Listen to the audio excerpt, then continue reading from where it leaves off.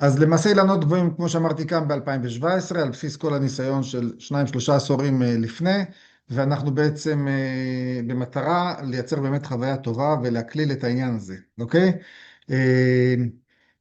אם תרצו, אני אדבר טיפה על מסלולי הכשרה של דוקטורט באופן כללי כדי להכיר את הסביבה האקדמית, את התפיסה שלה, אוקיי? לגבי מחקר, ואחר כך אתמקד יותר במסלולים שמתאימים יותר לאוכלוסייה הזאתי, אוכלוסייה שהיא בעצם אנחנו, מתוך הבנת ההבדלים, אוקיי? אז בכמה מילים אני אעשה את זה ככה, אשתדל לעשות את זה די תמציתי.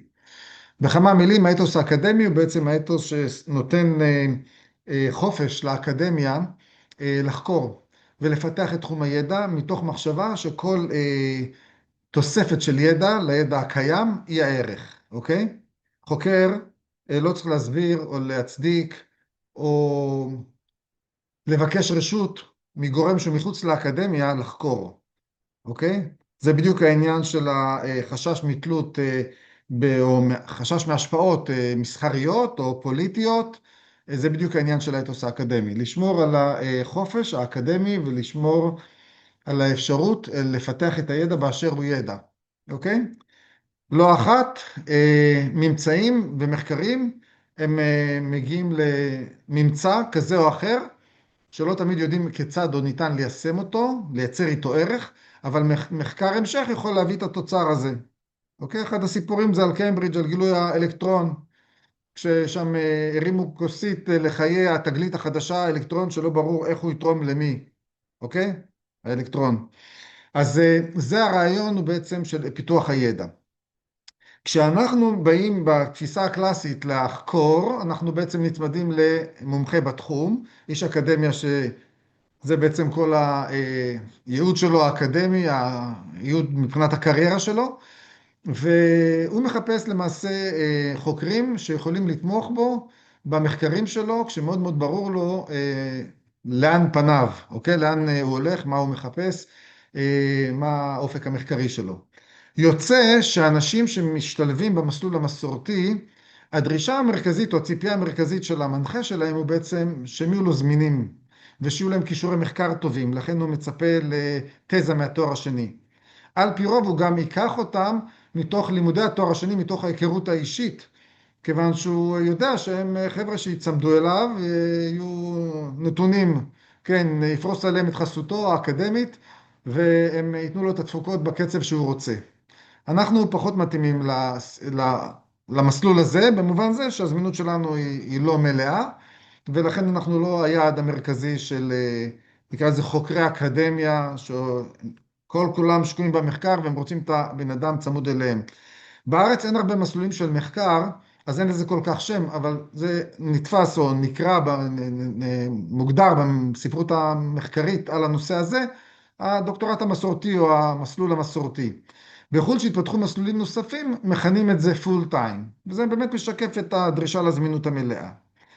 אני אגיד שגם אם אתם הולכים למסלולים אחרים, ואתם ממונה לכם מנחה, שהוא מנחה במוסד מחקרי, מה שנקרא פר אקסלנס, מה שנקרא האוניברסיטאות הגדולות, עם התקציבים, עם המעבדות, שיש בהם המון המון פעילות מחקרית, גם אם לא נכנסתם למסלול הזה, תמיד יכול להיות פיתוי למנחה שלכם, לדרוש מכם מעבר להגדרה הבסיסית של הדוקטורט שלכם. כי once אתם תחת הידיים שלו, יכול להיות שהוא לא ירצה מלכתחילה להיכנס למסלול אחר, אבל אם הוא לקח ונפלתם, אני אומר במרכאות או לא במרכאות, לחוקר רב ערך, משמעותי, עם מוניטין בינלאומי, אתם לא יודעים מה ילד יום, אוקיי? החופש האקדמי מאפשר לו לחרוג מהרגולציות ומהכללים.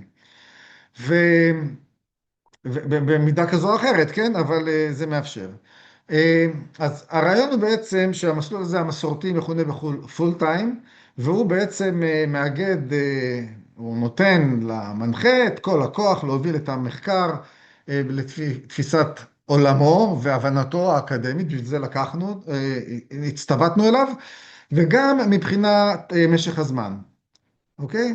שאמרנו שהדברים הם פלואידים, אז גם משך הזמן. הוא מוגדר 3 שנים גם במל"ג, אבל תראו אנשים שלא סיימו אחרי 5 ו-6 שנים, ואפילו פרשו, אוקיי? סטטיסטית כ-30% כ-30% במסלולים באוניברסיטאות אפילו הנחשבות ביותר, לא מסיימים דוקטורט, אחרי שהם עשו עבודות שבמקומות אחרים לא היו נחשבים כמה דוקטורטים. אוקיי? הציפייה והרף שהולך ועולה ומתפתח עם הזמן, לפעמים זה לא נגמר, כאילו מתקרבים ואז זה מתרחק.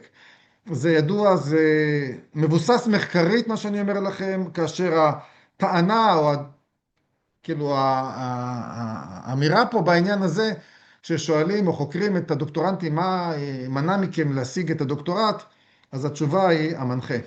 אוקיי? זאת אומרת, מה הכשיל אתכם? מה מנע מכם להגיע ליעד? זאת אומרת, לא תמיד המנחה, לא תמיד, או אולי אפילו בהרבה פעמים, ברוב הפעמים, הוא גורם שהוא לא ממש מפרגן, לא תומך, לא מלווה, לא זמין, כאילו, הוא שקוע בדברים שלו, ועוד פעם, עניין של מזל למצוא מנחה ולעשות מאץ' מדהים. זה לא מובן מאליו. מהצד השני של המתרס, אני רוצה להציג לכם עכשיו מציאות אחרת לחלוטין, שבה אתם, כבעלי עניין לחקור נושא מסוים, אוקיי? תשימו לב מה אמרתי, אתם כבעלי העניין לחקור נושא מסוים, לא המנחה יודע כל שמוביל את המחקרים בתחום ההתמחות שלו, בדיסציפלינה המצומצמת, אלא אתם כחוקרים שיש להם עניין לחקור נושא מסוים, אתם יכולים לבוא ולהציג את הבסיס התיאורטי של המחקר שלכם לאקדמיה, אוקיי? ברמה שיכולה להיות בסיסית או ברמה מאוד מאוד מבוססת, מהודקת, אוקיי? ולהתקדם מנקודת פתיחה יחסית מאוד מאוד גבוהה, אוקיי? במסלול המסורתי לפעמים מספיק מכתב כוונות, מכתב כוונות זה 2 עד 5 עמודים, זה מאוד מאוד כללי, אוקיי? המנחה יתרשם מהכיוון, אבל בסוף הוא ירצה להתרשם בעיקר מהחוקר ולדעת כמה הוא איתו. וזה יהיה הקריטריון לקבלה. אבל במסלולים אחרים, שאני אומר שאתם בעצם מובילים את המחקר, ואתם נותנים את הטון, אתם יכולים להגיע עם נקודת פתיחה הרבה יותר מתקדמת, שזה אומר, אני אתן לכם מסלול שגם יש בארץ, אוקיי? לצורך העניין, מה שנקרא דוקטורט שהוא מתבסס על אסופת מאמרים, או מה שנקרא דוקטורט מאמרים, אוקיי? אם אתם out of the blue, לא קשור למוסד אקדמי, לא רשומים לדוקטורט בשום מקום, מפרסמים מאמרים, אוקיי? בכתבי עת שפיטים, שמדורגים גבוה, בקלסיפיקציה גבוהה, ומביאים את זה כבסיס לדוקטורט, לפעמים בכפיפה לעשייה אקדמית, לפעמים בלי כפיפה לעשייה אקדמית. זה יכול להיות נקודת פתיחה מצוינת, שהאקדמיה מוקירה את זה, מכירה בזה, וממשיכה אתכם מאותה נקודה. ואז ברור שיש לכם איזה סוג של התמחות מסוימת, שביססתם אותה והוכחתם אותה במחקרים, ובעצם אתם הובלתם את המחקר, אתם נתתם את הקו המנחה והמשכתם משם. אז הרעיון הוא בעצם שגם יש מקום להכיר בחופש או ביכולת שלכם לייצר מחקר משמעותי שלא תחת הנחיה צמודה, אוקיי? בטווח הזה בחו"ל יש עוד כמה מסלולים, אוקיי? ואני אדבר עליהם עוד מעט. רק כדי קצת להסביר עד מה זה חופש אקדמי ועד כמה רחוק זה יכול ללכת, זה יכול לענות גם על השאלה כמה עמודים צריכה להיות עבודת דוקטורט, אוקיי? אם מישהו מאיתנו מחרתיים יפרסם מאמר עם 3 עמודים שהוא סותר את תורת היחסות של איינשטיין, אף אחד לא יגיד לא, זה 3 עמודים, אנחנו לא מקבלים את זה, אוקיי? זאת אומרת לצורך העניין. העניין זה הערך האמיתי. אז יש איזשהם הגדרות, אבל יש המון המון חריגות לכאן ולכאן. עוד דבר שאני אזכיר אותו במסגרת חופש אקדמי, אני אספר לכם, אני מניח שאולי חלקכם שמעתם את השם אבשלום אליצור, פרופסור אבשלום אליצור, הרבה ברשתות החברתיות, אפשר לקרוא עליו. הוא פרופסור לפיזיקה קוונטית, אוקיי? הוא פרסם הרבה מאמרים בתחום הזה, ובאחד הכנסים שהזמינו אותו להרצות על אחד המאמרים, ראה אותו ראש מחלקה לפיזיקה באוניברסיטת תל אביב, אמר לו שהוא רוצה שאת הדוקטורט שלו הוא יעשה אצלו. הוא מאוד התרשם ממנו. אז אבשלום אליצור שאל אותו אם זה בסדר שאין לו בגרות. אוקיי? הוא אמר לו זה בסדר גמור. את הדוקטורט שלך אתה עושה אצלי, זו התעודה הראשונה שהוא קיבל בחיים. אוקיי? ועוד לפני שהוא התעסק בפיזיקה קוונטית, הוא כתב ספר שבו ניתח את כל דמויות התנ"ך לפי הפסיכואנליזה של פרויד. זה הבן אדם, אוקיי? אז זה להסביר מה זה חופש אקדמי ומה זה רגולציה, אבל מה זה גם חופש אקדמי של מנחים שלא מנהלים אותם, של אנשים שהם בעלי שיעור קומה אקדמי והם מה שנקרא ההגמוניה ששולטת, כן, הם ההגמוניה, לא בכאילו, הם ההגמוניה.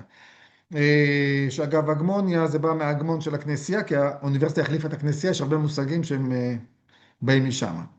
על כל פנים, בתווך הזה שבין החופש של הדוקטורנט כחוקר צעיר לבין האקדמיה בתפיסה המסורתית שהיא מובילה את המחקר עם המומחים הגדולים בתחום, בחו"ל מזה כאולי 30 שנה יש עוד מסלולים. מסלול אחד שהוא משיק למסלול המסורתי ומסלול אחד שמשיק למסלול של הדוקטורט העצמאי, אוקיי?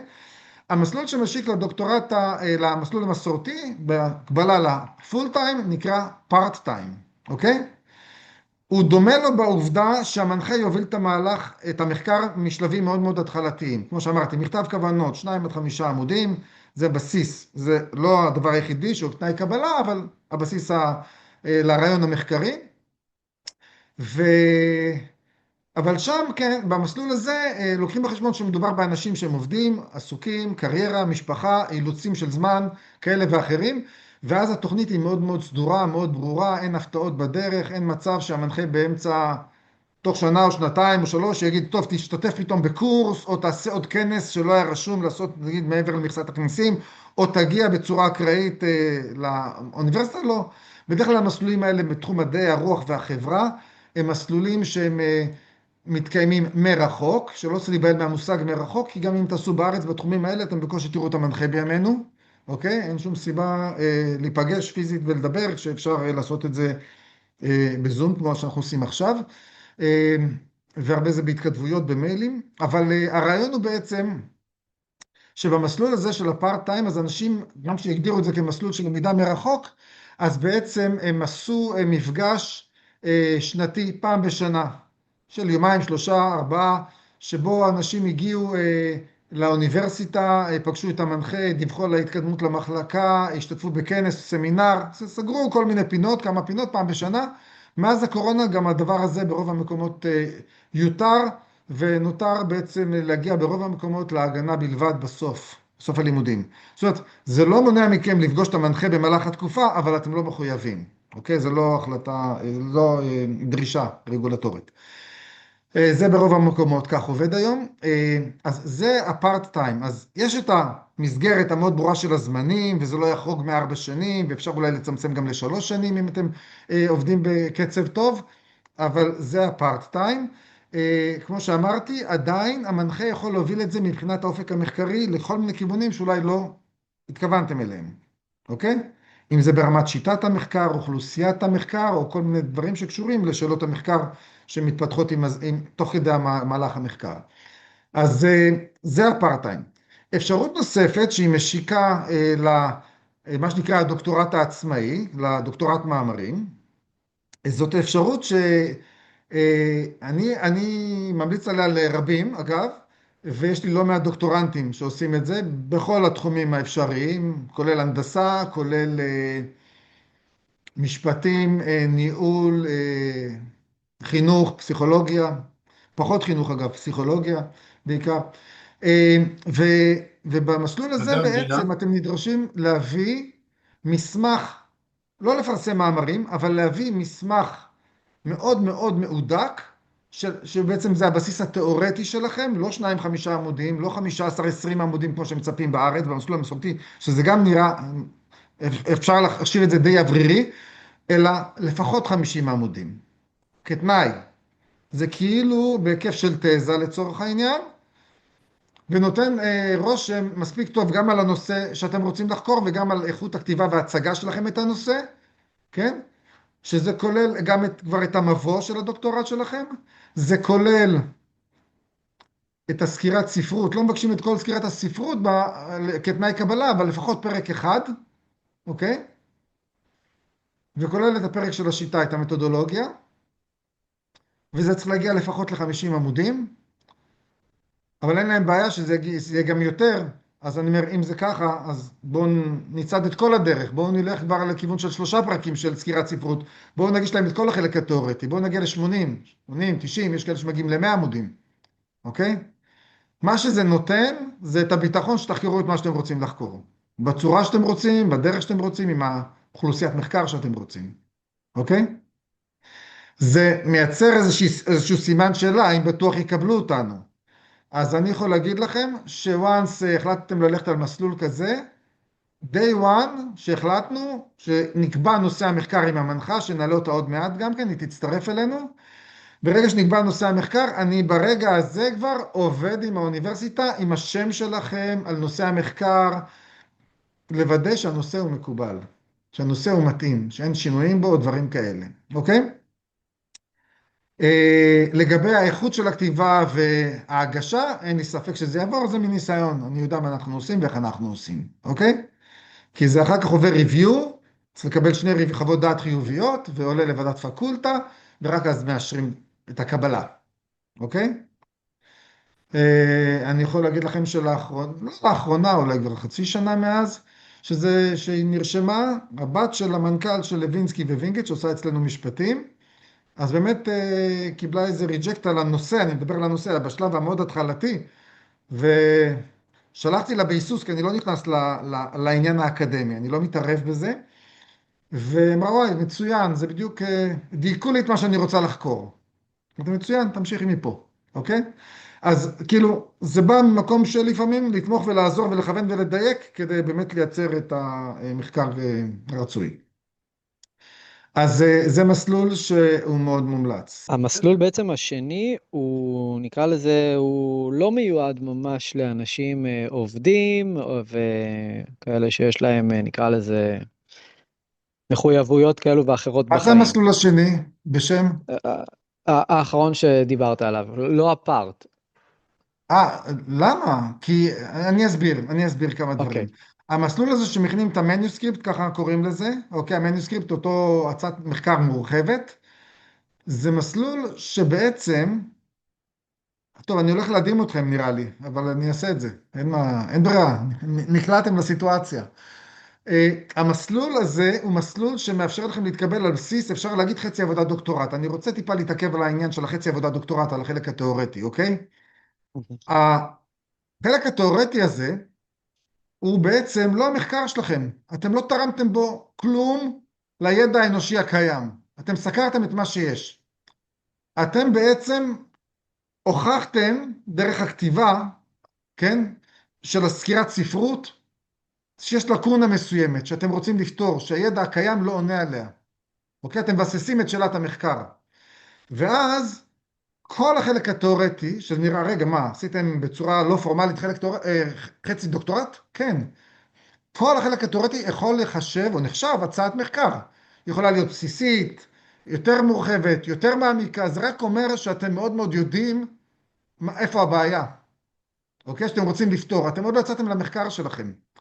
למחקר שלכם אתם תצאו ברגע שהתקבלתם פורמלית.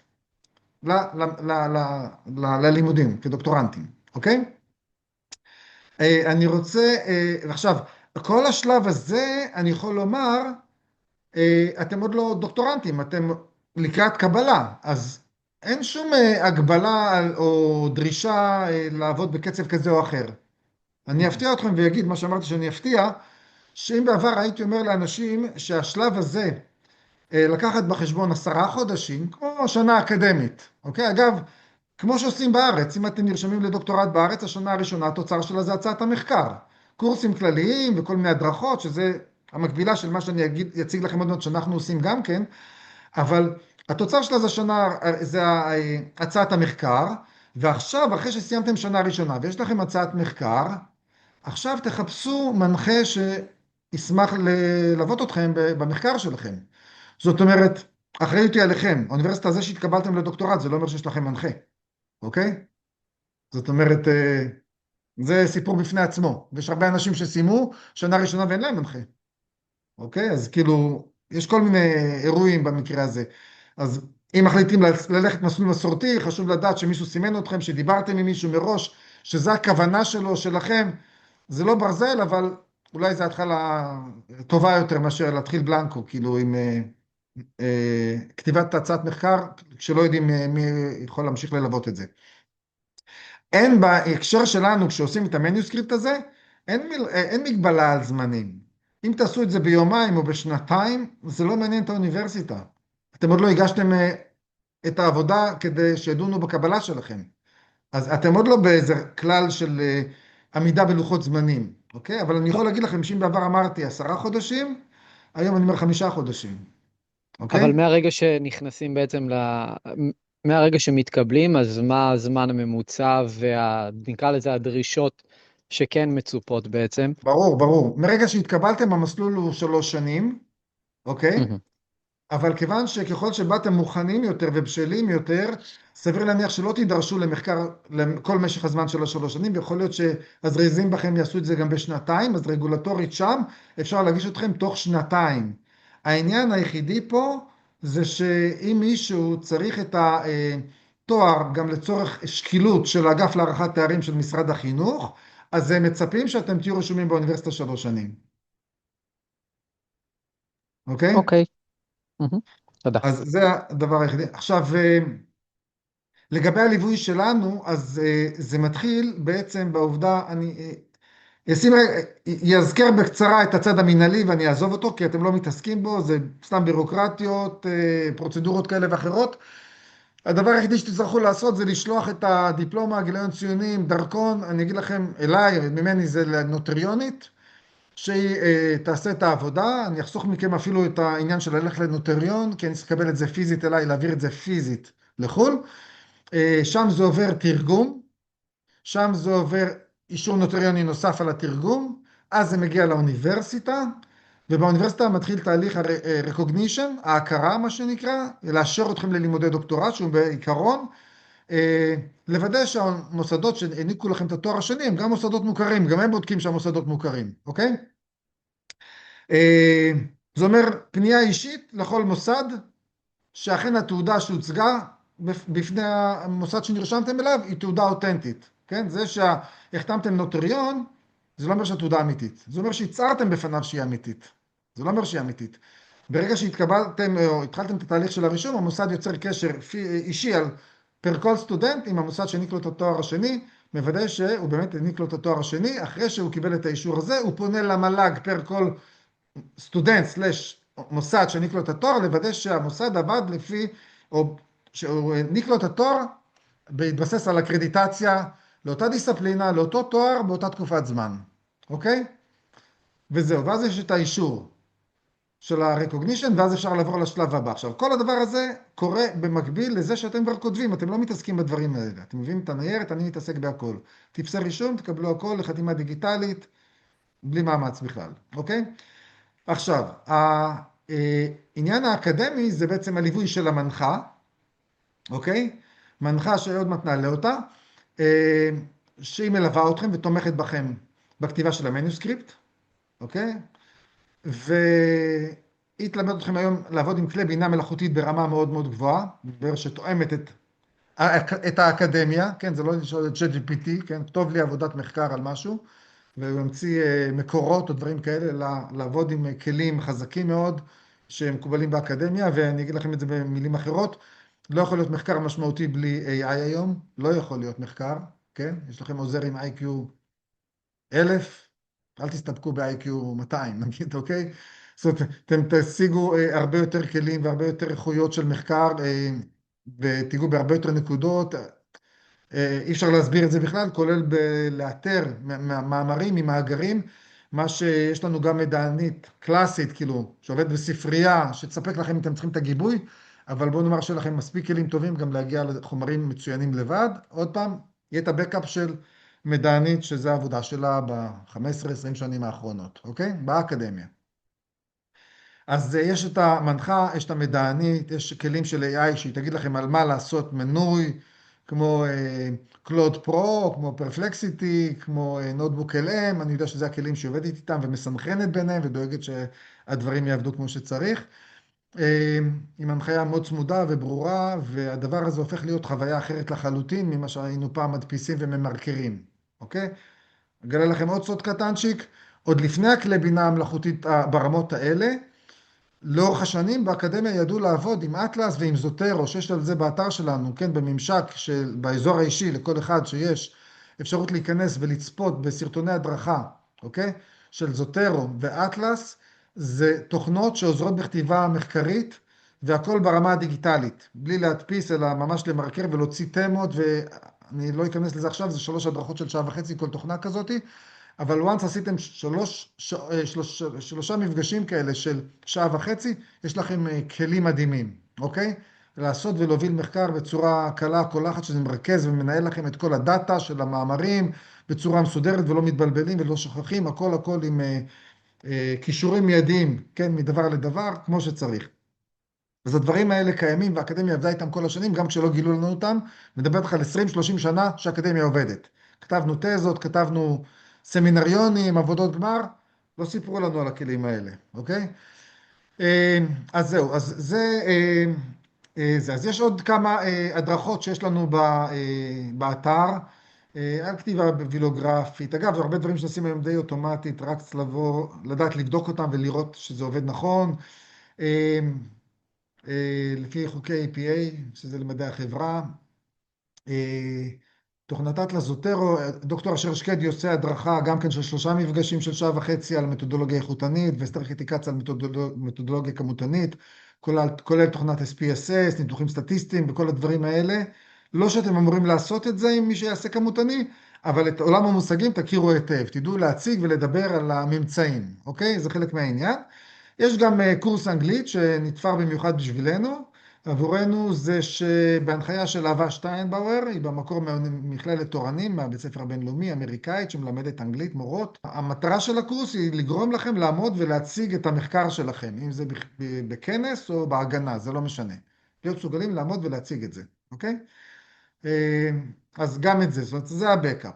וכמובן שכולם נכנסים מיד לקבוצת וואטסאפ של כל הסטודנטים ומתקשרים ומדברים על כל דבר שעולה, או קושי, או בעיה, או המנחה ענה לי, לא ענה לי, דברים שגם אני מעורב בהם תמיד. יש לכם שאלות, או שאתם רוצים שאני אעלה קודם כל את המנחה, ואולי תשאלו גם אותה שאלות? יכולים לפתוח מיקרופונים, לדבר חופשי. עם איזה אוניברסיטאות מדובר? מה? לא דיברת על עם איזה אוניברסיטאות אתה עובד. המסלול הזה, ככה, פארט טיים יש בכל אוניברסיטה שאתם מעלים על דעתכם. כל אירופה, כל ארצות הברית. זה מסלול שהוא בעצם, אפשר להגיד, הנפוץ ביותר לאנשים שסגמנט הגיל שלנו, העיסוקים שלנו, כאילו העובדה שכמו שאמרנו, אין לנו פניות מלאה לחיות באוניברסיטה. זה פארט טיים, אוקיי? המסלול הזה של המניוסקריפט זה מסלול שיש אותו בבולגריה, מאושר על ידי המועצה להשכלה הגבוהה של בולגריה, אז יש אותו בכל האוניברסיטאות.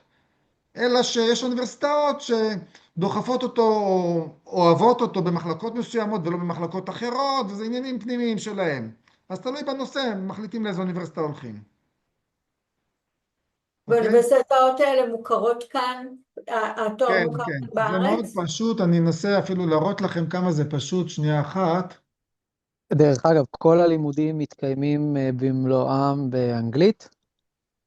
כן, אני אסביר את זה עוד שנייה אחת, רק תן לי רק להתייחס לנושא של התארים. שנייה, אני אעשה share, שתראו את זה בעיניים. אתם רואים את המסך? עוד שנייה. אתם רואים? רואים. כן? כן, כן, רואים. אז הערכת תארים אקדמיים מחו"ל, פורטל תלמידים משרד החינוך. נכנסים. פה הערכת תארים אקדמיים. פה אתם יכולים גם לבקש להיכנס למערכת, לא משנה, אני לא אעשה את זה, אבל אחרי שנכנסתם למערכת, אתם אגב פותחים פנייה, ואז ידעו לזהות אתכם בפניות הבאות. אתם יכולים להגיע לפה ולבקש בקשה של הכרה. ברגע שתיכנסו לאזור האישי, בקשה של הכרה במוסד, זאת אומרת להקליט שם של מוסד, כל מוסד שאתם חפצים לבדוק, וכעבור שבוע תקבלו את אישור ההכרה, אוקיי? עם השם שלכם על מסמך PDF. זה פשוט פורטל של האגף להערכת תארים אקדמיים מחו"ל. זה מה שצריך לרשום בגוגל. אוקיי, אני יכול לשלוח לכם קישור. יש להם גם, אני אשלח לכם, מי שרוצה, אני אשלח לכם. יש להם גם שעות שהם עונים לטלפון, אתם יכולים להתכתב איתם אחרי שנכנסתם למעין אזור אישי שפותחים לכם ותמיד תוכלו להיכנס אליו, כי אם יתכתבו איתכם, כל מה שישלחו לכם יופיע שם גם כן, יישמר שם לאורך שנים, אז אין בעיה. אז פשוט נכנסים לפורטל הזה ומתקשרים איתם וכותבים להם מיילים והם עונים על כל שאלה שעולה על דעתכם. אתם לא צריכים שמישהו יגיד לכם מוכר או לא מוכר, אוקיי? אז זה דבר אחד. שאלה נוספת, ברשותך. מה הייתה עוד שאלה לי יש שדילגתי עליה? שאלה. אם יש מישהו קודם, אז זהו קודם, אני עכשיו... על שפת הלימוד פשוט רציתי לדעת. שפת אנגלית. הלימוד. שפת הלימוד זה אנגלית כמובן, אוקיי? אבל התזה נודה צריכה להיות באנגלית? באמת, ואני מספר לכם שאתם לא עושים אנגלית בארץ שהאנגלית שלה היא שפת אם, אוקיי?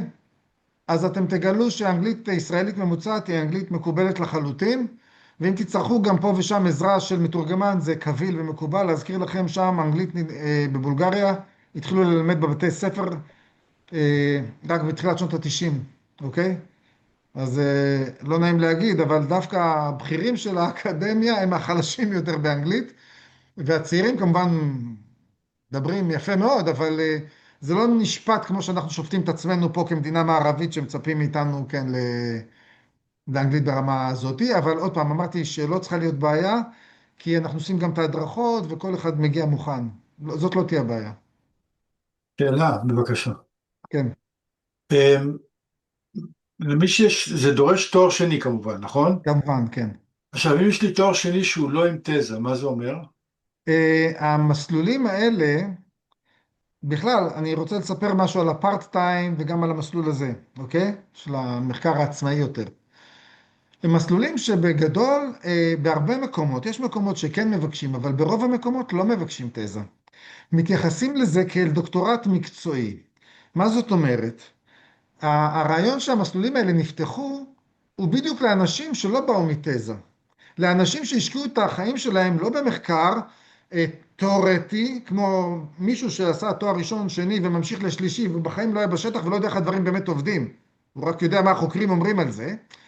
אלא למישהו שבא מהשטח, הוא קרוב למה שנקרא שדה המחקר, כי בדרך כלל אנשים עושים את זה מדברים שקרובים לליבם, ולא מביאים נושאים מהשמיים, וכשיש להם כבר תפיסות מסוימות או גישות מסוימות, שבלי להתכוון הם פועלים בצורה מסוימת, שאומרים, רגע, זה שונה, זה לא דובר, לא נחקר, לא הושש מחקרית, אני רוצה לאשש את זה, משהו שאני כבר עושה אותו במילא, אוקיי? ואז בעצם יש פתח לדבר הזה. אז יש קריטריונים או אינדיקציות להעריך את הכישורי מחקר. אז במקרה הזה של להגיש מניוסקריפט, אין יותר מזה להבהיר שהבן אדם שהגיש את ההצעה יודע על מה הוא מדבר, אוקיי? כן. אז זה בעצם מייתר את התזה. כן. אוקיי, אז זה לא חובה בעצם. עוד שאלות או שנעלה את המנחה? רגע, מה עם העלויות? דיברת על עלויות? זה קצת משתנה ממוסד למוסד, אבל גרוסו מודו אני יכול להגיד לכם, כ-20 פלוס אלף ש"ח לכל שנה, או פעימה, אוקיי? בסדר? שזה כולל את הליווי שלנו, אבל שנייה אחת, כי אני אומר את זה בצורה כללית, למרות שזה בנוי בשלבים ומדרגות, זה טיפה שונה, אבל זה פחות או דרך יותר. אגב, למי שיש אזרחות אירופאית זה משנה את התמונה, כי הלימודים בדרך כלל הם בחינם אז זהו, אז באירופה. זה קצת, אני אגיד לך מה, אני שומע את זה המון, המון, המון, המון, ואני לא רוצה לפסול או להגיד לא, כבעל עניין, כביכול, אז אני אף פעם לא אגיד לא, אבל לא שמעתי מישהו שעשה את זה, כי מי שעושה את זה בדרך כלל, זה אנשים שהמנחה חפץ בעיקרו, מה שנקרא, אז הוא רוצה אותם. שהוא מסמן מישהו ואומר לו, ובדרך כלל זה במדעים היישומיים. אלא אם כן אתה גם, וגם צריך להיות תושב במקום, על פי רוב בפול טיים. עוד פעם, אם תגיד לי שמצאת פארט טיים או מסלול כזה, אני אוריד את הכובע, אני לא מכיר, לא שמעתי, לא יודע על זה. על פי רוב, אתם יודעים, בהרווארד, אני לא יודע אם מישהו מהדוקטורנטים משלם שקל, האוניברסיטה משלמת לו, ומביא את המשפחה ורילוקיישן וגנים לילדים, אוקיי? כאילו, זה עולם אחר של תקציבים אחרים, של, אתה יודע, תקציבי מחקר שיש לחוקר מסוים, הוא יכול להשתמש בזה גם לעניינים האלה בין היתר, אוקיי? אפשר אז, שוב חידוד של הפארט טיים, אני לא בטוחה שהבנתי מה זה, ההבדל. מה? הפארט טיים, המסלול של הפארט טיים, מה כן. בדיוק ההבדל? אני לא פספסתי. אז לא הייתי שבפארט במקום. טיים את מגישה בסך הכל 2 עד 5 עמודים, מכתב כוונות, על בסיסו את מתקבלת. לא רק זה, רעיון, בחינה, תלוי כל מוסד, מה הוא מוסיף על זה. אבל מבחינת המחקר, המנחה שם יוביל אותך day one, יד ביד. ואז הוא יכול לקחת את זה, כמו שאמרתי, לכיוונים שמבחינת תיאום ציפיות שלך ושלו, זה לא יין בעין. כי הוא יוביל את זה לכיוונים שהוא מעוניין? יכול להיות, עוד פעם, זה, את יודעת, זה, יש, בואי נאמר ככה, שיותר דוקטורנטים מדווחים על מרצים שהם פחות מתקשרים איתם והם פחות זורמים איתם או פחות מתחברים אליהם מאשר כאלה שאומרים היה לי מנחה מדהים. אז אוקיי. צריך להיזהר עם הדבר הזה. הבנתי, תודה. אוקיי, אז בואו שנייה אחת אני אכתוב לנב להיכנס, שנייה. אני אשאל עוד שאלה כבר עד כן, שהיא בבקשה. עולה. המנחה, זאת אומרת, במניוסקריפט, המנחה, כן. אנחנו צריכים למצוא אותו כאן בארץ? לא, אני עכשיו היא עולה עכשיו. אוקיי, אתם זאת תכירו אומרת, אותה. הבנתי. אני אספר לכם משהו, כמה דברים לפני שאת יודעת, לא מספרים שבחו של אדם בפניו, מישהו אמר את זה. אחת הסיבות שאני אוהב לעבוד איתה, ואתם תכירו אותה עכשיו, את האנרגיה והכל, זה שהיא בקיאה ברזי ה-AI.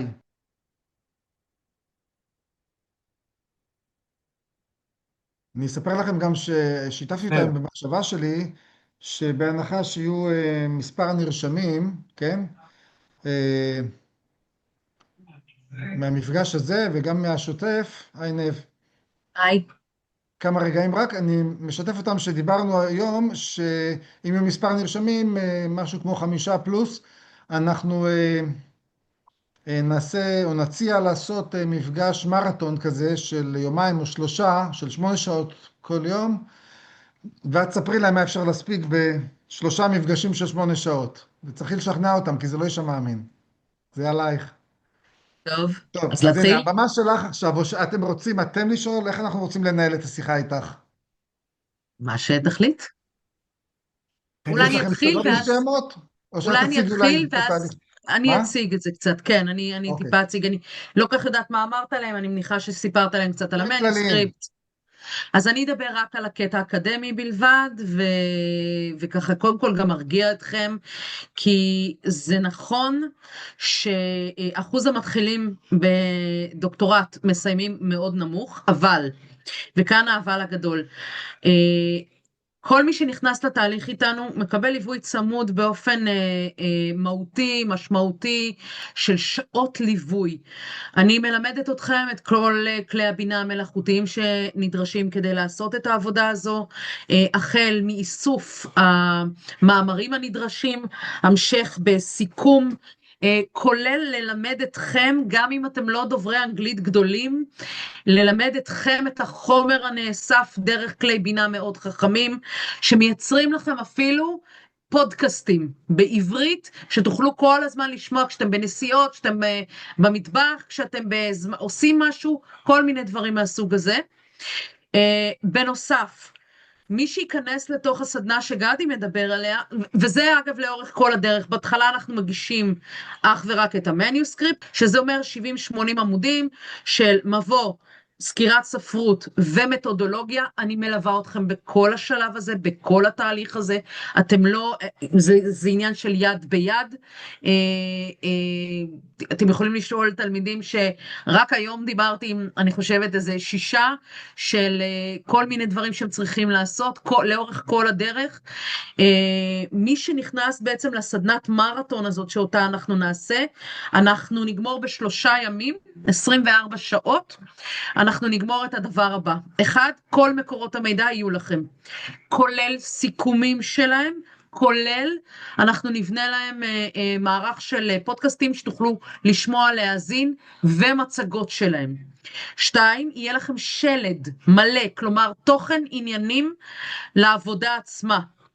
בין הזריזים ביניכם ואלה שיעבדו גם בשיא הרצינות באותם 24 שעות, כבר אנחנו נוכל להוציא לפחות מבוא מוכן וכתוב באנגלית. אוקיי? תזכרו שהעבודה היא עבודה באנגלית. יש לי דוקטורנטים שכותבים בעברית ואחר כך משאירים לי לעזור להם להעביר את זה לאנגלית. זה פחות טוב, זה פחות מומלץ. אני מעדיפה ללמד אתכם לעשות הפוך, תכתבו באנגלית, נעביר את זה לעברית כדי שתוכלו לקרוא, להבין אם אתם לא חזקים בשפה האנגלית, אבל זה יותר מומלץ ויותר חכם. זה פחות או יותר. לי יש דוקטורט בחינוך ומדעי הקוגניציה, אני כרגע מתחילה ממש באפריל את הפוסט דוקטורט שלי בניהול קוגניטיבי של רכישת שפה, בתחום של איך רוכשים שפה באופן קוגניטיבי, לא כמו שמלמדים שפות באופן רגיל.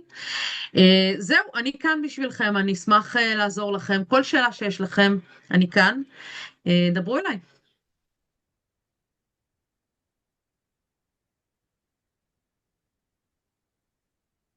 היית ברורה, אין שאלות. היי, לא אכפת לי להתחיל, קוראים לי איילת, איילת. ואני סיימתי בקיץ הקודם תואר שני בחברה ואומנויות במכללת אונו, באקדמית אונו. והפרקטיקום שעשינו זה לא תזה, אבל הוא בהחלט גרע לי את התאבון להמשיך הלאה עם הנושא הזה, וכשאני דיברתי עם זו שליוותה אותנו, אמרה לי שאצלם אין דוקטורט, אבל נראה לה שיש בשר עם מה לעבוד.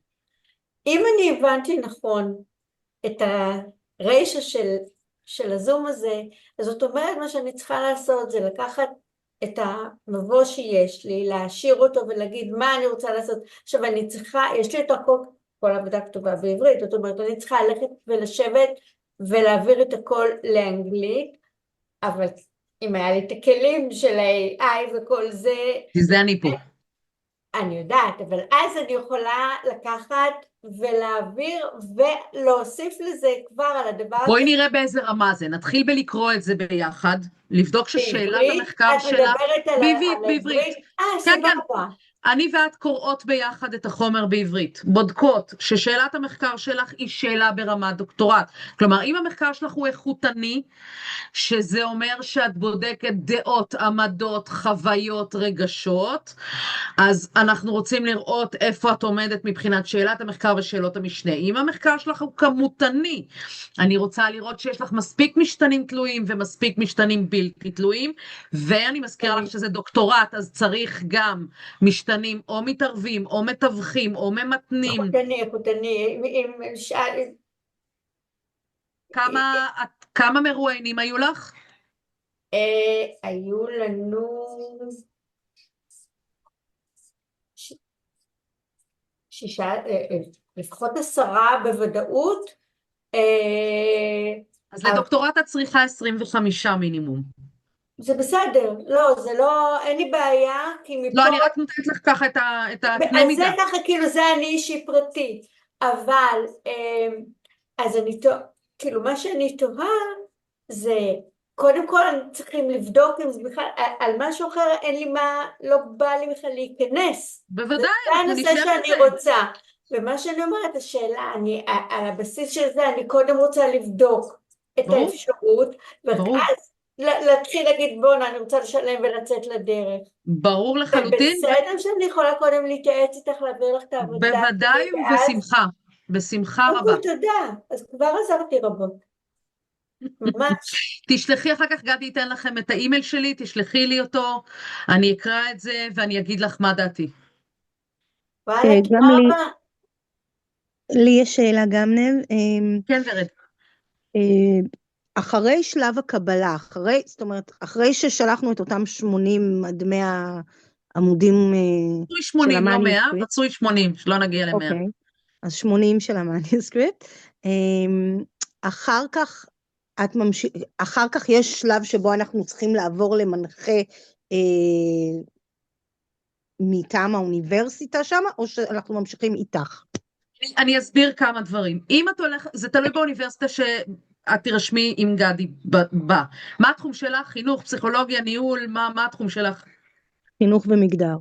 אוקיי, מה שזה אומר, זה לא, את לא צריך כלום. העיקרון הוא שאחרי שאנחנו מגישות מהניוסקריפט, מבוא, סקירת ספרות, מתודולוגיה, הולכים לוועדה, מתקבלות. אני לא יודעת מה סוג המחקר שלך, נניח שהוא כמותני, איכותני, או משולב, אגב. אני עשיתי מחקר משולב, שזה גם וגם, אבל זה תלוי בכם ומה שאתם רוצים לעשות. אז אנחנו הולכים בעצם לשבת ולהתחיל לחשוב איך עורכים את המחקר שלך.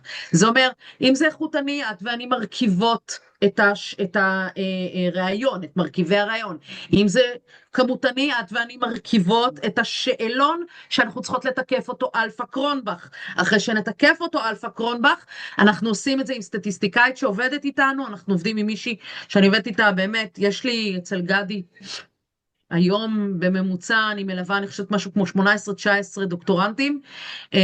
יש לנו מישהי שעובדת איתנו בשם קטי, נהדרת, אני והיא בשיתוף פעולה מלא, אז היא רואה את מה שאני עוזרת בנושא המתודולוגיה, אני מנסחת איתך, אם זה כמותני, כן, אני כרגע זה, ואז הולכים אליה, את השאלון את ואני כותבות יחד, בודקות, וזה היא מתקפת לנו אותו, בהתאם לאותם שאלונים שאנחנו לוקחים, כי צריך להרכיב את זה משאלונים קיימים, לא חשוב, עזבי את זה כרגע,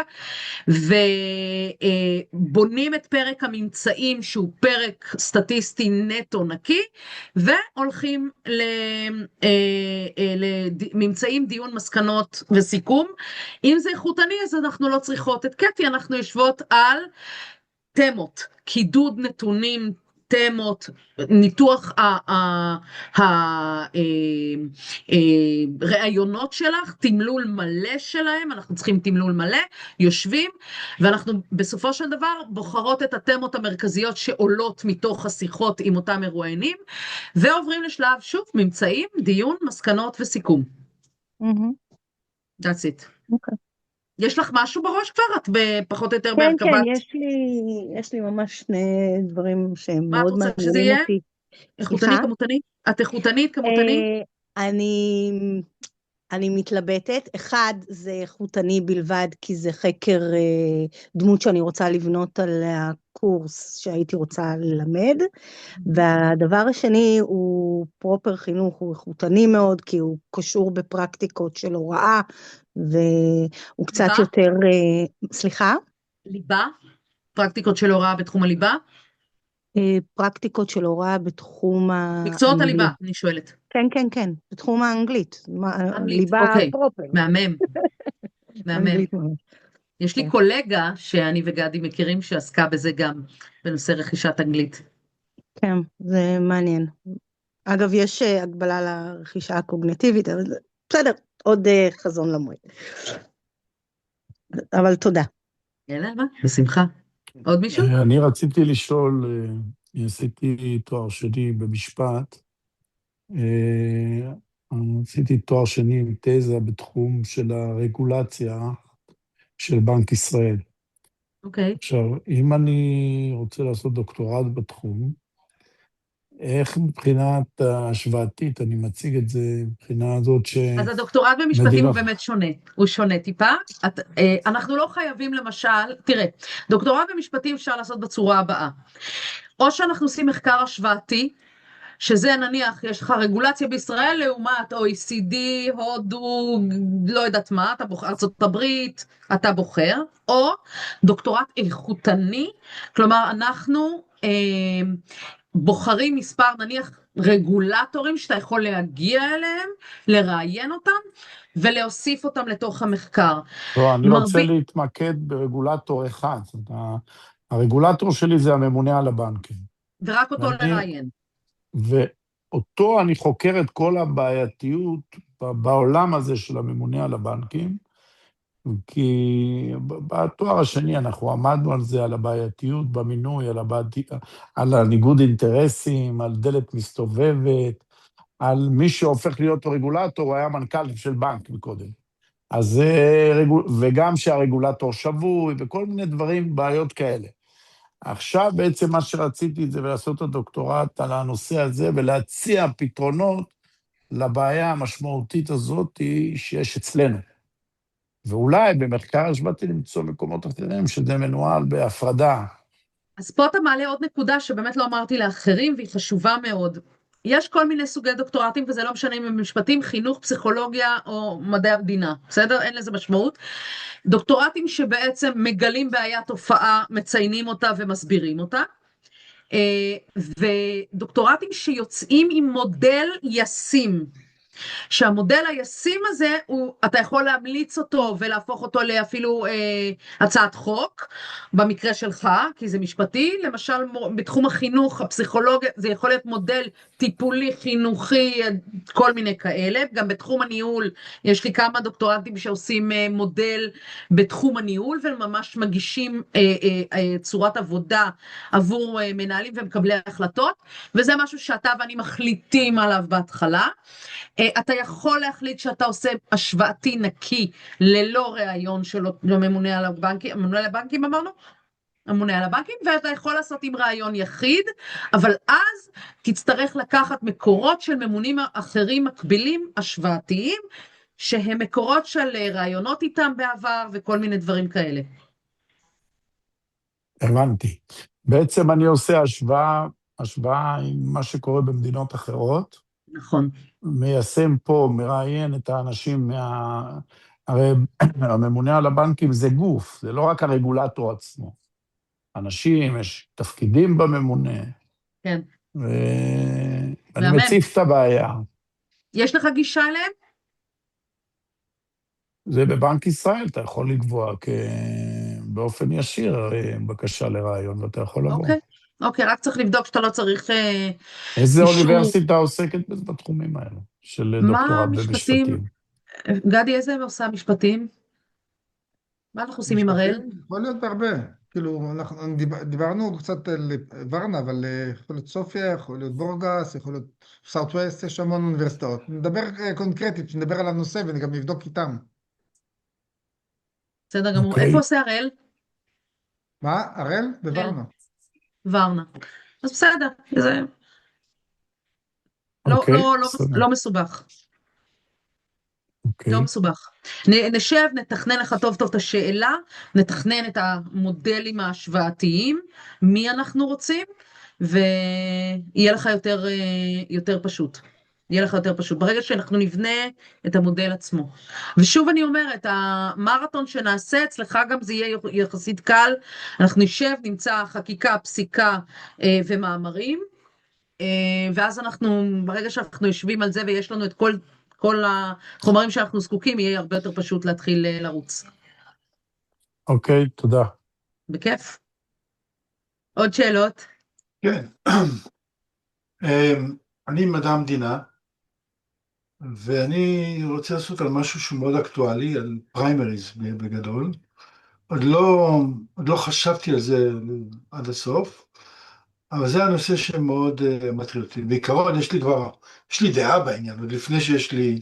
זה מסוכן. אני יודע. היה לי מרצה באוניברסיטה שאומר, אסור שתהיה דעה לפני ידיעה. לא, כי מה אתה עושה בעצם? אתה רק מנסה להוכיח שהניסוי מוכיח את עמדותיך ואת טענותיך. שאני צודק עוד לפני שבדקתי, כן, ברור. לא, ברור, אבל בעצם לשם אני רוצה בעצם להגיע. לבדוק את זה באמת, לבדוק את זה. תראי, על פניו ממה שרואים מלמעלה, ובלי להיכנס לתוך הפרטים, רואים שיש בזה המון תקלות. אז שהשיטה היא לא שיטה טובה. אבל לא, אני רוצה באמת להיכנס ולראות פרטנית, שזה באמת...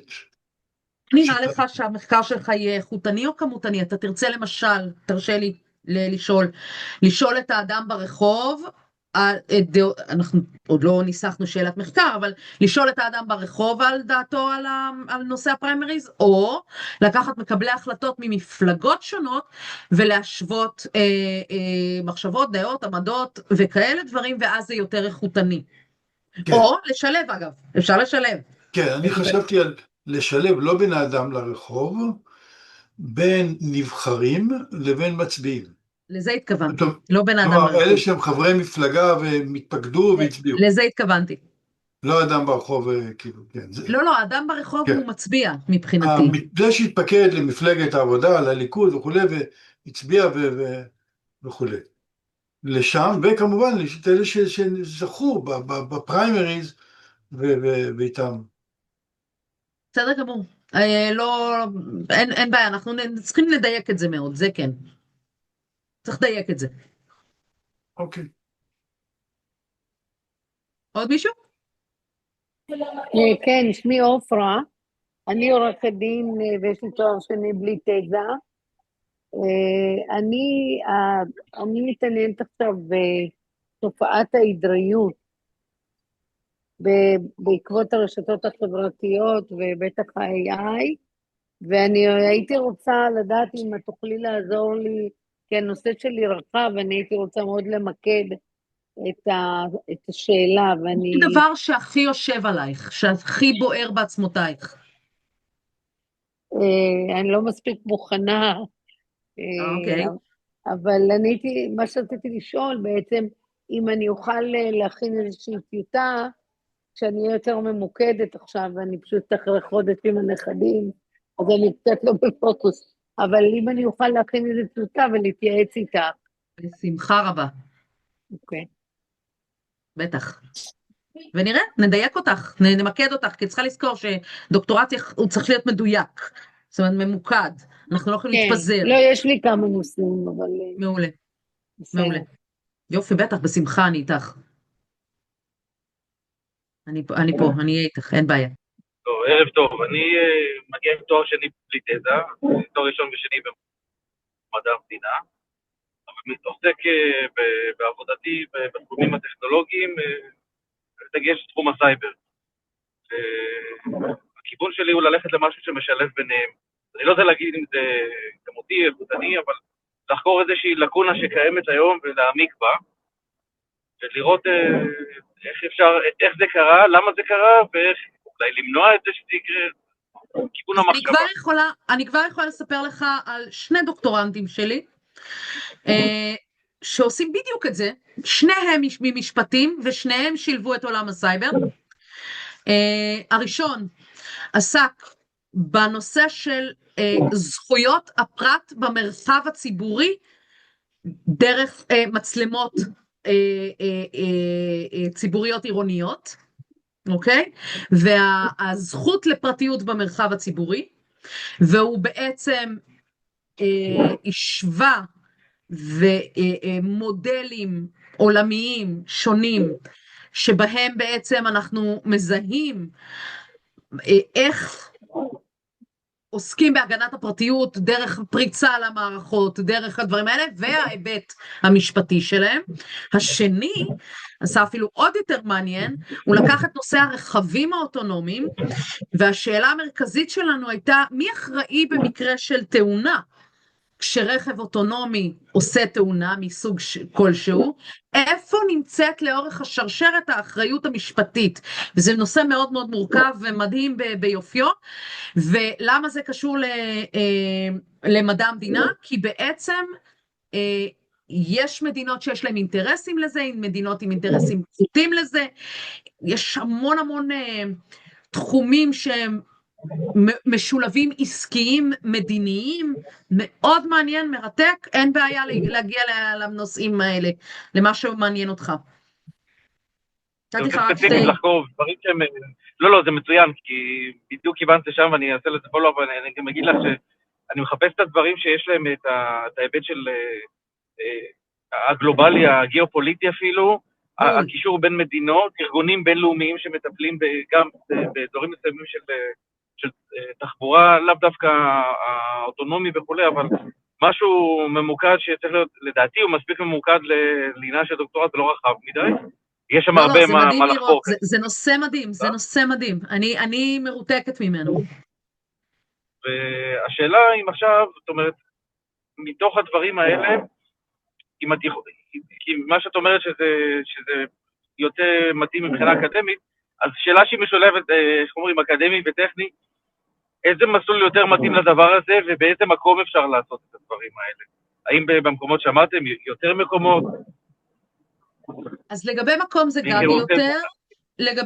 גדי יותר, לגבי לא לפחוד מהחלק הטכנולוגי, כי הבחור הזה שהזכרתי, הראל, עושה את הנושא של הרכבים האוטונומיים, הוא נוגע, הוא עורך דין שבא מתחום הסייבר, כך שהוא בעצם כן מערב מאוד מאוד מאוד את כל הנושא הטכנולוגי נטו, החל מלמשל, האם יש קשר למדינה שמאחסנת את הענן, שבמידה ונפרץ משהו בתוך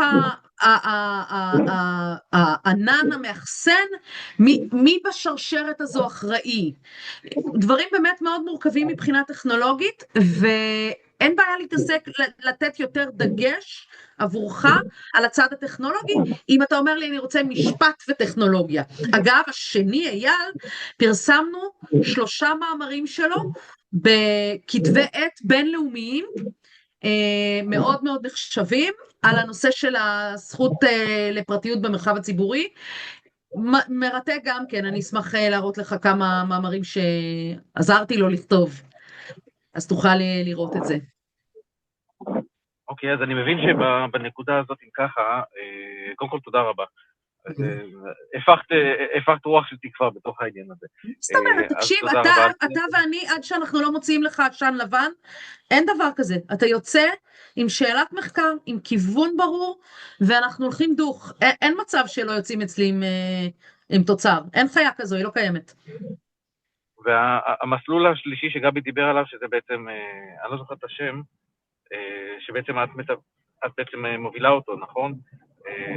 שהוא לא הפול טיים ולא הפארט טיים, מתאים לעבודה מהסוג הזה, אם אני מבינה. הכל, בגדול אנחנו יכולים לעבוד לבד, עד רמה של מגישים עבודה מלאה, מוחלטת, שמושלמת, תלוי אם זה, למשל יש לי בחור יוצא שייטת, הוא עדיין בשייטת, שהוא עושה מחקר פסיכולוגי, ואנחנו עדיין מתלבטים, יכול להיות שנשים אותו בסופיה, זאת אומרת, אין בעיה עדיין, אבל את המחקר אנחנו מבצעים הוא ואני עצמאית, כבר היינו בשייטת, היינו אצל המפקד שייטת, משהו פסיכולוגי מאוד מעניין, על מסלול ההכשרה שלהם, עבודה באמת יוצאת דופן, עוד לא החלטנו אפילו איפה אנחנו מכניסים אותה, אבל אנחנו נגיש אותה מוכנה. אני עוזרת לך לעשות את כל הפן האקדמי, להוציא אותך, כשאתה יודע בול לאן אתה הולך, הדרך תהיה מאוד ברורה. לפי מה מחליטים לאן כדאי לגשת לאיזה אוניברסיטה, מה הפרמטרים? זה הרצאה בפני עצמה, שיכולה לקחת קצת זמן, אבל אני אתאר את זה בכמה מילים מאוד מאוד כלליות וגדולות, אוקיי? נגעתי קצת בנושא של עולם האקדמיה והתפיסות שיש במסלולים השונים, ומה זה הגישה המסורתית. אז להבין זה כלל אצבע מאוד פשוט וברור, וזה מהימן מה שאני אומר, שככל שתלכו למוסד יותר גדול, יותר גדול זה אומר שהוא לא סתם יותר גדול, זאת אומרת שיש לו תקציבים יותר גדולים, הוא מייצר יותר תוצרים אקדמיים, יותר מחקרים, יותר כנסים, הוא יותר נוכח, הוא יותר משפיע, יש בו יותר תחרות פנימית, ופה נכנסים כבר לפקולטה, וקוראים לזה הסוציולוגיה של הפקולטה, המוטיבציה הפנימית של המנחה, שהיא מעבר לעניין האקדמי, למעמד שלו בפקולטה, להתקדמות שלו במחלקה, להתקדמות שלו באוניברסיטה, לתפקיד הבא. נכנס פה כבר עניין של, נקרא לזה, אתם נכנסים לביצה, כאילו אפילו שהמסלול הוא אותו מסלול בדיוק בשתי אוניברסיטאות שונות, אבל נכנסים לביצה שאתם יודעים, אתם לא יודעים איך, אולי אתם יודעים איך אתם נכנסים אליה, אתם לא יודעים איך אתם יוצאים ממנה.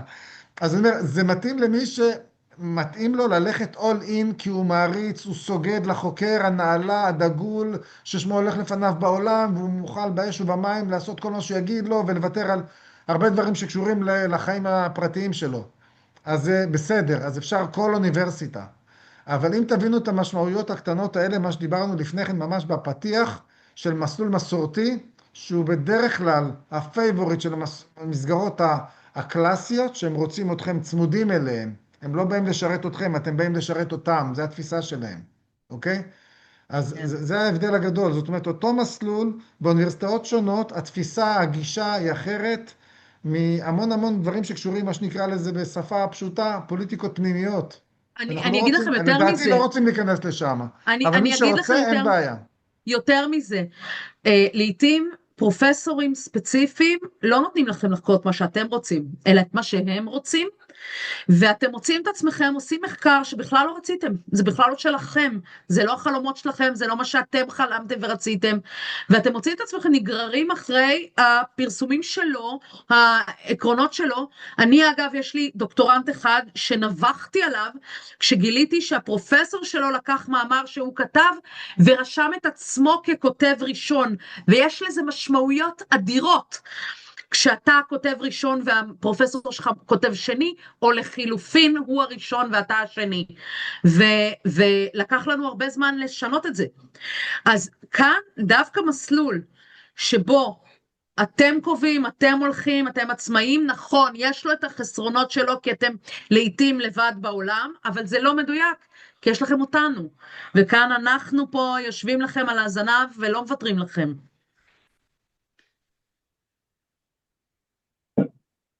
אז תגידו באמת אם אפשר לדעת, כי הבנו עד עכשיו על היתרונות, תודה. תנו איזה 2-3 חסרונות כדי שנוכל באמת לקבל החלטה נכונה וטובה. כאילו תהיו הוגנים גם. אני אגיד לך ככה, אקדמית, החיסרון של לעשות מניוסקריפט בעצמך ולהתקדם לבד, הוא באמת להיות אדם עם מוטיבציית על, ולדעת להבין שאתה המנוע הפרטי והעצמאי שלך, ויש לך מנוע בעירה פנימית, ואתה נכון שאני אהיה איתך תמיד, אבל יש לי כאלה שכל הזמן אני צריכה לאסוף אותם, בסדר? והם לא שם. וכשהם לא שם, לא יצא מזה כלום, צריך להבין את זה. אלה שהולכים למסלול שבו יש מנחה, כי הם הולכים אחרי המנחה, היתרון הוא שיש להם שם מנחה שהולך להם תלך תבוא עד שהם מסדרים את הכל, אבל המחקר שלך הוא לא עצמאי, הם קובעים את הטון, הם נותנים את הטון, הם אומרים, הם יכולים לשנות לך את שאלת המחקר לחלוטין, ואז אנחנו מסתבכים עם זה. אז אני באופן אישי אוהבת שאף אחד לא יתערב לי, אף אחד לא תעשה את זה, בוא נלך לעשות את זה לבד שנינו, תגיש לו פעם אחת את המנוסקריפט, הפעם השנייה אתה נפגש איתו בהגשה של ההגנה, ושלום על ישראל. הנושא של העצמאות הוא דווקא, את אומרת, הוא יכול להיות בחירה פנימית, זה סוג של אולי חיסרון, אבל הוא גם יתרון מובנה, כי שיש לו את זה, כאילו זה לא פשוט, אבל גם העצמאות האקדמית, כמו שאת קוראת את זה, היא בעיניי מאוד חשובה, ולא יקחו אותי למקומות שאני עושה את העבודה, לא הם. אבל אנשים נבדלים זה מזה, יש כאלה שצריכים שיובילו אותם באף. לא, זה נכון. זה נכון, עכשיו, אלה שצריכים לקבל את ה... אני רק אומר, בסוף... לקבל את המכה, כל פעם את הדחיפה. ואם לא, אז הם נמוגים. אז פוש קטן בסדר, אני אומר, זה נכון וזה נבדל אחד מהשני, אני לא אומר שזה קל, גם לי זה לא קל, אבל אם אני יודע בסוף שאני הולך ואני עושה את זה עצמי, כי מה שחשוב לי זה העצמאות, ולא שעכשיו פתאום מישהו ייקח אותי למקום אחר שאני לא רוצה. כי אני עובד בשבילי, לא בשבילו. לירן צודק, אבל אני כן חייבת להגיד שכדי שמנוע הברירה הפנימי שלכם לא יסבה וידעך, אתם ואני קובעים ימים ושעות קבועות שבהם אנחנו נפגשים בזום. כלומר, יש לכם בנק של שעות שאתם יושבים איתי, ואני עושה לכם, בודקת לכם שיעורי בית, בודקת את ההתקדמות שלכם, אני לא מוותרת לכם, זה לא תיפגשי איתי פעם ב. יש לנו לוז פגישות, שבהם אתה צריך לעמוד במטלות ומשימות שלך, ולכן אתה לא באמת לבד, your own, אתה לא לגמרי בעולם אבוד, אנחנו פה על לוחות זמנים. לגבי... כל האוניברסיטאות שגדי עובד איתם, הן כולן מוכרות על ידי המל"ג, כולן, אין בעיה. אני יכולה להגיד לך שאני את הדוקטורט עשיתי בקורדובה, את הפוסט דוקטורט אני עושה בקורדובה בספרד, את הפוסט אני עושה בברמן, בגרמניה. אין לזה שום משמעות, להפך. אני בעד להתנתק מהאקדמיה בישראל, אבל זה כבר דעתי האישי, אני מוקלטת, אז עדיף שלא, אני לא אדבר יותר מדי, וזהו, אין שום בעיה עם זה, מוכר מל"ג, זה מוכר מל"ג. תודה רבה. אני אשמח להתייעץ, לשאול, אז נעים מאוד. אני מנהל קודם, אני רוצה להתנצל קצת, נכנסתי באיחור, הייתי ככה בביקור ניחומים, אז אני אנסה בסדר. להתעדכן בהמשך לגבי ההתחלה. אני קצת הלכתי לאיבוד קצת, האמת, כי מצד אחד יש לי תואר שני בלי תזה, אבל ברמה של תזה נראה לי כי באמת עשיתי מחקר מאוד מאוד ענק ורחב, כמו שתיארת עכשיו, המנחה הוביל אותי לבדוק ולאסוף מלא מלא מלא נתונים במלא מלא בתי ספר, נוצלתי בין, אפשר להגיד, לא ידעתי, לא הבנתי, רציתי כבר להסתיים עם זה ויאללה, ולהתקדם, אבל בסדר. בסוף הוא הוציא מאמר על שמו. נכון, בטח, בטח. זה מה שהיה, בהמשך גיליתי, אבל לא משנה, אנחנו לא בוכים על החלב שנשפך. הנושא טוב, תוציאי את עצמו זה לא... בעולם, אין לזה משמעות לתואר שלך, תוציאי בעולם. אחר כך אם תרצי אפשר להוציא מאמרים ביחד בכתבי עת בעולם, אני עושה את זה, אני מוציאה את זה 4 בשנה, אז הכל בסדר. כן, אני פחות מתחברת האמת לנושא, אני יותר מתחברת לאוכלוסייה, חקרתי ADHD. עכשיו, השאלה שלי, אני יועצת חינוכית ואני עובדת כבר שנים במשרד החינוך, בפנים. אני קצת תוהה, כאילו, לאן פניי, לכיוון התלמידים, לצוות ומנהלים, זה האוכלוסיית יעד שלי. מיינד יו, שאם זה תלמידים צריך אישורים של משרד המדען במשרד החינוך, וזה סרט, לא בלתי אפשרי, אבל זה סרט. אם סרט שאין כמותו, ילדים מתחת לגיל 18, אם אנחנו הולכים על צוות חינוכי, יותר קל. אין בעיה, את לא צריכה משרד המדען, גם לא צריכה אישורים, למעט אם את עושה ראיונות או שאלונים, את צריכה הסכמה מדעת. אבל הסכמה מדעת היא של המרואיין עצמו או הנשאל עצמו, כך שאין לך בעיה.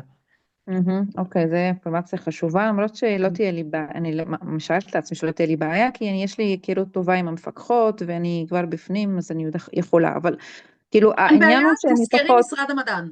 אם זה ילדים, משרד המדען זה סרט. אוקיי, זה קצת מחסום מסוים, אני מבינה.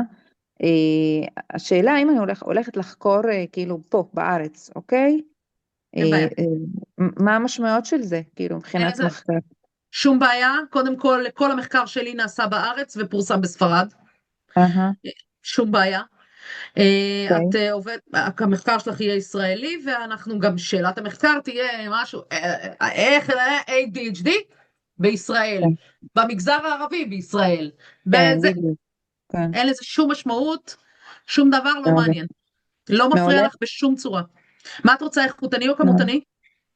נראה לי שגם וגם, נראה לי. מהמם. אני הכי בעד. כן, אני הכי בעד. ועוד ככה, כאילו, הכוונה, כאילו, כל הזמן כאילו חשבתי, כאילו, להתמקד בשאלת מחקר, אוקיי, ואז להתקדם לקראת למציאת מנחה, אבל ממה שהבנתי, מה שקורה פה בארץ, לא, אני צריכה קודם לקרוא לאותו מנחה שאני מעוניינת, נגיד, שיש עליו המלצות, תקני אותי אם אני טועה, ואז להתאים את עצמי אליו. תשחררי את המקום הזה, תשחררי את הפינה הזאת. זה ממש ממש סיוט הדבר הזה, התחלתי שחררי את הפינה הזאת, גדי ימצא לך את המנחה, הכל בסדר, שחררי את הפינה הזאת. זה לא כמו בישראל, זה נכון, בישראל זה גהנום. שחררי את זה. הרבה גם מדווחים על זה שהמנחה נתן להם מילה שהם יסיימו את ההצעה, שיפנו אליו, ואז הוא יצא לשנת שבתון, ואז הוא לא יכול, ואז. אין ודאות בדברים האלה. לא, שחררי את הפינה הזאת. אתם איתנו, כאילו עוזרים לנו לסיים את זה ברגע, כמובן שזה תלוי כמובן, באנו במוטיבציה שלנו כמו שאמרתם, אבל נגיד שזה סדר גודל של 3 שנים מקסימום, אם ככה הלכנו ממש בקצב טוב. גג, וואלה. אבל אחרי המנוסקריפט. רגע, אני הבנתי מגדי, סליחה שאני מתפרצת, מנהל, סליחה, אני הבנתי מגדי שלטובת משרד החינוך השקילות אנחנו צריכות 3 שנים להיות רשומות, נכון? כן, אבל 2.5 נחשב כבר פחות או יותר, אז אין בעיה. מעולה. מה שכן אני יכולה... אני אחשוף בפניכם מידע שאני הייתי נזהר לחשוף, אבל אני מדבר פתוח. בפרוטוקול של הימים קוראים אותו, בעברית צחה, אז גם כתוב לדעתי 2, שזה בסדר, אבל כששואלים אותם בצורה פורמלית במייל, שנשלח לא מזמן אליהם, אז הם אומרים 3 שנים. זאת אומרת, הם נזהרים, כי זה לא המחלקה המשפטית. עונה איזושהי מזכירה, פקידה, מישהי שאחראית שם במחלקה, אבל כמו שאמרתי, משיחות עם אנשים, גם כאלה שעשו בפחות, לא צריכה להיות בעיה, מקסימום מסבירים איך עשית בפחות, לא ישנתי בלילות, הייתי בשנת שבתון, whatever, כן? אני חרוץ. זה לא אמור מנל, לפסול. אני רגע רוצה שנייה אחת, אם את אומרת שהעניין של ADHD הוא עושה לך חשק, אז זה לך סתם דוגמה למחקר משולב שאת יכולה לעשות, רק דוגמה, כן? עושה למחשבה, ואז הוא מאפשר לך להיות משולב, זה למשל, כיצד משפיע יכולת ההכלה של הצוות החינוכית על תלמידי ADHD בכיתה הרגילה, על הישגי תלמידים במקצועות הליבה, או בשפה, או במתמטיקה, או בלא חשוב, אפשר להיות ככה יותר ממוקד. ואז מה? את החלק של הכמותני, שהוא הישגי תלמידים, את לא צריכה את משרד המדען, את לוקחת מספרים, את לא צריכה את המדען, את לוקחת נתונים פשוט. את החלק האיכותני של צוות המורים, את כן יכולה לקחת מורים שאת עונים לך על שאלון, ראיון, סליחה, שאלון זה כמותני, ראיון זה איכותני, שעונים לך על ראיון עומק חצי מובנה על יכולות ההכלה שלהם ילדי ADHD. סתם דעתי לך משהו, כן, זה בסדר? מכוון מאוד, כן, כן. אני יודעת, אני עוד לא דייקתי לך אותה, זהו. כן. אבל הנה דוגמה למחקר משולב מאוד מעניין. האם יכולת הכלה של מורים משפיעה על הישגי תלמידים? והישגים זה קל, כי זה מספרים, אין פה שמות של תלמידים, יש לך N1, N2, N3 וכך הלאה. אז אין בעיה. כמובן שיש לדייק גם את האוכלוסיית גיל, כאילו... כן, אנחנו צריכים לעשות, לא, אני נתתי לך את זה נורא פשטני, נורא פשטני. נורא פשטני, אני לא ישבתי לדייק ולכוון לך. אבל זה מאוד מדייק. רק להראות לך איך מחקר משולב יכול להיעשות. האמת שזה מאוד ככה מקל, ככה כל העומס הרגשי ככה מכל הסיפור הזה, אז תודה לכם. תודה. בשמחה, בשמחה. תקשיבי באמת, מנל, במקום הזה של לקבוע פגישות ועם שיעורי בית וליווי צמוד עד הגשת המניוסקריפט, עוד לא היה לי מישהו שעוד לא הגשנו, לא היה לי, שלא הגשנו. ואז מה הקצב אחרי המניוסקריפט? מה קורה? פה קבור הכלב, כי פה בעצם זה חלק שאת לא תמיד תלוי בך, אלא בכמה ראיונות וכמה את רודפת אחרי אנשים וכמה עונים לך על השאלונים אם זה כמותני, ואחרי הכמותני, זה המקום היחיד שבו הוא לא בשליטתך ממש. כמה את מצליחה לקבוע שיחות, עומק, או ראיונות או שאלונים, אחר כך את צריכה לאסוף את הנתונים, אז אם זה איכותני זה יותר קל, כי תמות וזה, וקידוד נתונים וקרסוול, אז אנחנו עושות את זה את ואני, אבל אם אנחנו מוסיפים סטטיסטיקאית, זה עוד אדם בלתי תלוי בנו שצריך לבצע את המחקר, וזה, את מבינה? אז שם זה החלק היחיד שהוא לוקח יותר זמן, וצריך להיות ריאלי בנושא, ואחר כך, once יש לנו את כל הנתונים ביד, זה כבר כלום, זה לכתוב ממצאים, דיון, מסקנות, סיכום, כל פיקס, זה כבר עניין של, כן. ויש לי אם אפשר עוד שתי שאלות, אחד זה לגבי האם עושים סימולציות לפני הגנה, והדבר השני זה לגבי פרסום מאמרים, אם זה נכנס לתוך הדוקטורט, או שזה אחרי, או אם זה משנה משהו. אחרי. אוקיי. אחרי. כי את לא הולכת לעשות דוקטורט מאמרים, זאת לא אופציה שגדי מציעה. לא, אבל יש במהלך, במסלול הזה יש מפרסמים נגזרת מתוך מה שכתב בדוקטורט. מתוך מה שכתבת. כן. אוקיי. ולגבי הגנה? בטח. הגנה, אמרתי, אנחנו עושים באנגלית, ממש באנגלית, במסגרת קורס האנגלית, בעצם התוצר שלו זה בעצם היכולת שלך לעמוד ולהציג את המחקר שלך. האמת שאני פחות חוששת דווקא מהצד הפרקטי של הדיבור והצגה באנגלית, ויותר מאשר עצם העניין, זאת אומרת, עצם העמידה והתחקור עצמו. לא, אל תלחצי מזה, ורד, את תשני בבוקר, ב-4:00 את תדעי את הדוקטורט שלך. אני גם לא מוטרד מזה. בסדר, אני מקדימה את המאוחר מאוד, הלוואי ואמן. ההגנה בדרך כלל זה לא הבעיה, הבעיה זה הכתיבה, ולהתמיד. נכון. התמדה זה הקטע הקשה. נכון מאוד. כן, מסכימה. זה בהחלט נכון. אבל פה שוב, אתם לא הולכים לבד. אנחנו בונים שגרות, וברגע שיש שגרות, הסיכוי שתדעכי לי הוא יותר נמוך. אוקיי. וכמה פעמים בפועל אנחנו צריכים להיות באוניברסיטה? גדי? אני יכולה להגיד שאני נסעתי בלי סוף. אמרתי בהתחלה שבעבר, אפשר לא הייתי להגיד, בהתחלה. עד הקורונה, אז היה מקובל להגיע פעם בשנה. בקורונה איתרו את ההגעה, וראו שזה דווקא לא כזה נורא, ומאז בעצם החובה להגיע רק להגנה. אבל כמו שאני גם, לא יודע אם אמרתי, אני אומר עכשיו, אני כל שנה, אני נוסע מספר פעמים לאוניברסיטאות, אבל למשל ביוני הקרוב, שאני אסע עם מספר בוגרים להגנות שלהם, אז כל מי שרוצה להצטרף, זה צמוד לכנס שמתקיים, וכל מי שרוצה, או שמשתתפים בכנס מגיעים, או שבאים להגנה, וגם הרבה חדשים שעוד לא היו באוניברסיטה מצטרפים אלינו. כן, יש גם איזה אחד, מי זה שכל הזמן נוסע? איך קוראים לו? הוא כל הזמן נוסע. אמג'ד. אמג'ד. הוא כל הזמן נוסע. הוא נוסע בכיף שלו, חבר של הדוקטורנטי, של הדוקטור שלו, חבר שלהם, מדברים בלי סוף, בלים אחד לשני, ממש בכיף שלהם. ועופר עבר לשם לגור שנה, כאילו, שהוא לא חייב. כאילו, יכול להרשות לעצמו לגור שם, שכר דירה וגר שם שנה. כן. ואני רוצה לשאול עוד שאלה פרקטית, במהלך השבוע, איך מבחינת קצב ההתקדמות, כמה שעות אני צריכה לתכנן לדעתכם? כי אני מנסה לחשוב גם איך פרקטית אני עושה את זה, ואם זה ריאלי באמת בסופו של דבר, כי לעשות חצי חפלפ אני לא אעשה. אני אגיד לך משהו, אני טיפוס למשל של פרצי אנרגיה. מה זה אומר? שאני לא יכולה להגיד לך שאני הטיפוס הזה שקובע שעתיים ביום, כל יום, לעשות משהו, כל יום רק שעתיים, כן, על השעון, אני לא כזו. אני יכולה לשבת יום אחד 8 שעות, לא לקום מהכיסא, ואני יכולה אז שבועיים לא להתעסק בכלום, לא יכולה לראות את המחשב. ולכן, cut yourself some slack. זה קודם כל. תבדקי מה הקצב שלך, הריתמוס שלך. מבינה מה אני אומרת? תרגיש, תני, cut yourself some slack. את חייבת להרגיש את הפעימות שלך בעסק הזה. אני אומרת לך, אני יכולה לא לגעת שבועיים במחשב.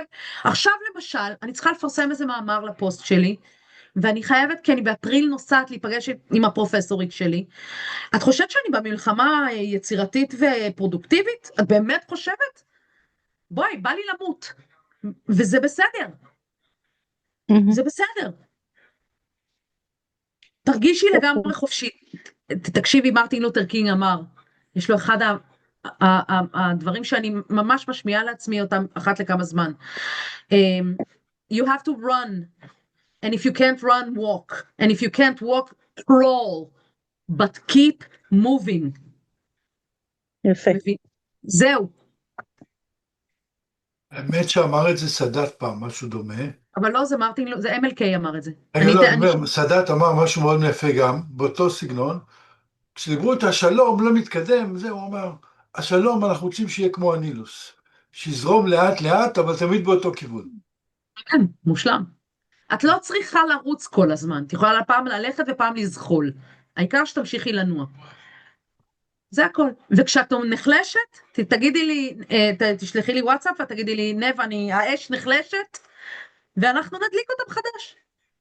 אוקיי. בואי, אל תטעי לרגע אחד, כולם פה, בואי, החודש האחרון הוא באמת, אני לא כל כך רואה מסביבי אנשים שמסוגלים להרים את עצמם. ובכל זאת אנחנו דוחפים ודוחפים ודוחפים. היום היו 11-12 אזעקות, תל אביב. לא, היום היה, ובלילה? בלילה היה לנו קודם בום ואז אזעקה. נכון.